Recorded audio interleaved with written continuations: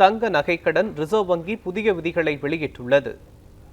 அதன்படி தங்க நகையின் மதிப்பில் 75% மட்டுமே நகைக்கடன் வழங்கப்படும் என அறிவிக்கப்பட்டுள்ளது. தங்க நகைக்கடன் வாங்குபவர்கள் நகைக்கு உரிமையாளர் என்கின்ற ஆதாரத்தை வழங்க வேண்டும் என கூறப்பட்டுள்ளது.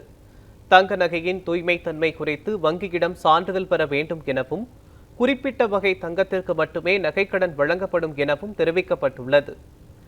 வெள்ளி நகைகளுக்கும் நகைக்கடன் பெறலாம் என அறிவித்துள்ளது.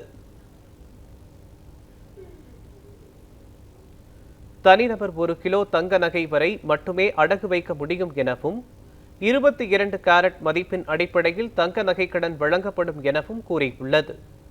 நகைக்கடன் ஒப்பந்தத்தில் முழுமையான தகவல் இடம்பெற்றிருக்க வேண்டும் என அறிவுறுத்தியுள்ள இந்திய ரிசர்வ் வங்கி, நகைக்கடன் வாங்கியவர் அந்த கடனை திரும்ப செலுத்திய 7 வேலை நாட்களில் நகையை திரும்ப ஒப்படைக்க வேண்டும் எனவும், இல்லையென்றால் கடன் கொடுக்க வங்கிகள் ஒரு நாளைக்கு தலா 5000 ரூபாய் வரை அபராதமாக வாடிக்கையாளருக்கு கொடுக்க வேண்டும் எனவும் கண்டிப்பாக தெரிவித்துள்ளது.